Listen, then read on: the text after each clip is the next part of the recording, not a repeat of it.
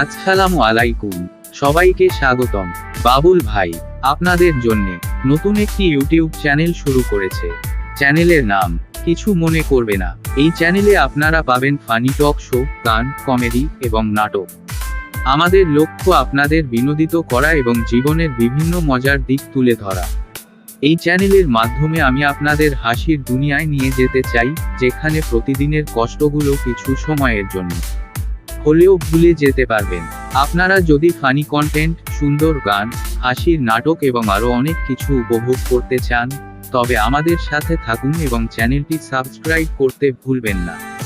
ধন্যবাদ এবং আশা করি আমাদের যাত্রা আপনাদের ভালো লাগবে। তাহলে চলুন। আসসালামু আলাইকুম বাবুল ভাই, আপনি কেমন আছেন?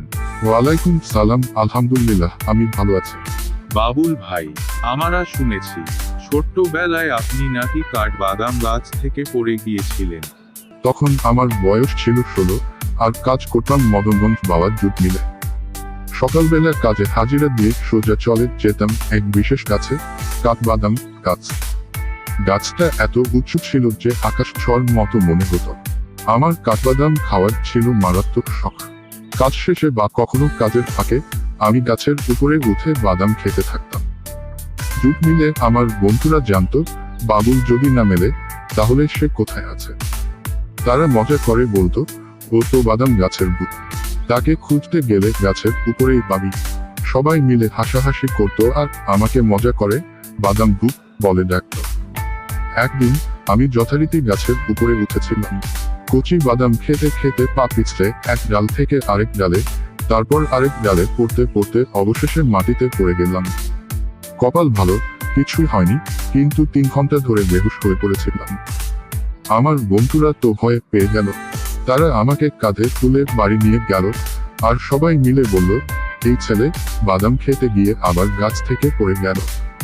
জ্ঞান ফেরার পর সবাই মিলে হাসতে হাসতে বলল, তুই তো আসলেই বাদাম গাছের ভূত। তুই না থাকলেই আমরা জানি তুই কোথায় থাকিস। মা বললেন, এই ছেলে আর কখনো গাছে উঠিস না। আমি মাথা নেড়ে বললাম, ঠিক আছে মা, আর কখনো গাছে উঠব না। কিন্তু সেদিনের সেই অভিজ্ঞতা আমার মনে চিরকালের মতো রয়ে গেছে। দারুণ দারুণ দারুণ হয়েছ বাবুল ভাই, আপনাকে অসংখ্য ধন্যবাদ। বন্ধুরা, বাবুল ভাইয়ের গল্প আপনাদের কেমন লেগেছে তা কমেন্ট করে জানাবেন।